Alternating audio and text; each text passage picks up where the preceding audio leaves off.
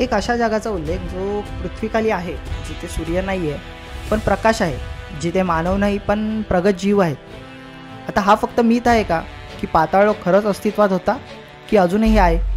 नमस्कार मित्रांनो, तुम्ही पाहताय मिस्टेरियस मराठी. आज आपण एका अशा रहस्यावर बोलणार आहोत ना, ज्याने हजारो वर्षापासून मानवाच्या कल्पनाशक्तीला हादरवून सोडलंय, आणि ते म्हणजे पाताळलोक. आता हे खरोखर कुठे आहे? ग्रंथ त्यांच्याबद्दल इतकं डिटेल का सांगतात, आणि विज्ञान काय म्हणतं? आता आज आपण ना या सगळ्यावरती बोलून घेऊया. पहिलं म्हणजे पाताळलोक म्हणजे नक्की काय आहे? तर भारतीय ग्रंथांमध्ये ना त्रिलोक सांगितलेले आहेत: स्वर्गलोक, मृत्यूलोक आणि पाताळलोक. आता पाताळलोक म्हणजे काय? तर पृथ्वीखालील विशाल गूढ आणि प्रगत जग. विष्णू पुराण, भागवत पुराण आणि गरुड पुराण, अगदी महाभारतसुद्धा सगळीकडे पाताळलोकाचं एकसारखं वर्णन केलेलं दिसून येतं. आता याच्यामध्ये काय आहे? तर सूर्यप्रकाश नाही, पण दिव्य रत्नांचा प्रकाश सगळीकडे पसरलेला आहे.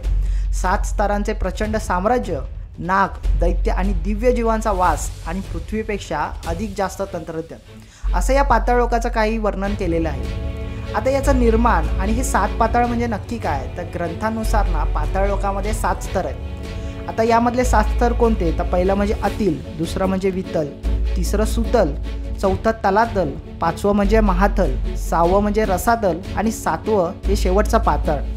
आता या प्रत्येक स्तरांचं ना स्वतःचं प्रशासन, स्वतःचं वातावरण आणि स्वतःची ऊर्जा पण आहे. आता हे पाताळ कुठे असू शकतात? तर भारतामध्ये अनेक ठिकाणी अशा पुराव्यांचे संकेत मिळतात की इथे प्राचीन काळी पृथ्वीखाली एक वेगळंच जग अस्तित्वात होतं. आता त्यातलं पहिलं म्हणजे एलोरा लेणी, ही जी की महाराष्ट्रामध्ये आहे. यामध्ये शेकडो खोल गुहा आहेत, नैसर्गिक वारेसुद्धा नाही आहेत, प्रकाश तर नाहीच नाही, पण आत पुढे कुठे जातात हे अजूनही गूढच राहिलेलं आहे. दुसरं म्हणजे बद्रीनाथचं तपोवन गुहा नेटवर्क.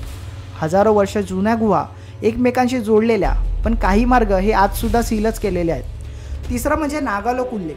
भारताच्या 23 ठिकाणी ना नागालोक प्रवेशद्वार अशी शिलालेखसुद्धा सापडतात. आता याचे जगभरातील पुरावे बघायला गेले ना, तर तुर्कीतली डेरिंग क्यू अंडरग्राऊंड सिटी, दुसरं म्हणजे कॅपॅडोकियाचं 200+ भूमिगत शहर, तिबेटचा शांबाला आणि होपी ट्राईबचे अंडरवर्ल्ड पीपल.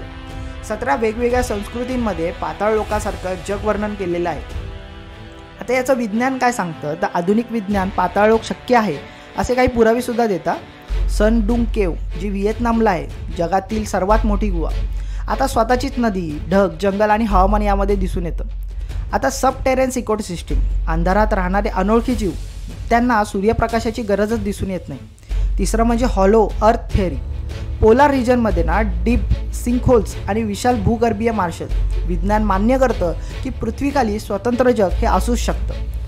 आता पाताळलोकाचे हे प्रवेशद्वार म्हणजे नक्की काय असू शकतं? तर भारतामध्ये ही 5 ठिकाणं आजही पाताळलोकांचं प्रवेशद्वार म्हणून मानली जातात. पहिलं म्हणजे वाराणसी, पाताळपुरीचं मंदिर. दुसरं म्हणजे त्र्यंबकेश्वरची गंगाद्वार गुहा. तिसरं म्हणजे अमरकंटक म्हणजे भोगविलास. चौथं म्हणजे कर्नाटक बदामी गुहा. आणि 5वं म्हणजे पाटण पाताळेश्वर मंदिर. काही ठिकाणी ही ओळ आजही दिसते की इथून पुढे पाताळलोकाची सुरुवात होते. आता हे खरंच आहे का? तर पुरावे 3 दिशांकडे इशारा करतात. पहिलं म्हणजे धार्मिक पुरावे, जिथे डिटेल आणि एकसारखे पुरावे दिसून येतात. दुसरं म्हणजे वैज्ञानिक पुरावे, जिथे शक्यता ही प्रचंड प्रमाणात दिसून येते. आणि तिसरं म्हणजे सांस्कृतिक पुरावे, ज्याचा जगभरामध्ये उल्लेख दिसून येतो. आता काहीतरी आहे हे तर नक्की आहे. मित्रांनो, पाताळलोक हे खरंच आहे का नाही याचं निश्चित उत्तर आजही सापडलेलं नाही आहे. पण एक गोष्ट मात्र स्पष्ट आहे: पृथ्वीखाली अजूनही अनोळखी गूढ हे दडलेलं आहे, ज्याचं सत्य उलगडलं तर संपूर्ण मानवजातीला हादरा नक्की बसेल. तुम्हाला काय वाटतं? पाताळलोक खरंच अस्तित्वात आहे का? तुमचं मत ना कमेंटमध्ये नक्की लिहा. आणि अशाच रहस्यांसाठी आपल्या चॅनलला लाईक करा, शेअर करा आणि मिस्टेरियस मराठीला सबस्क्राईब करायला विसरू नका. धन्यवाद.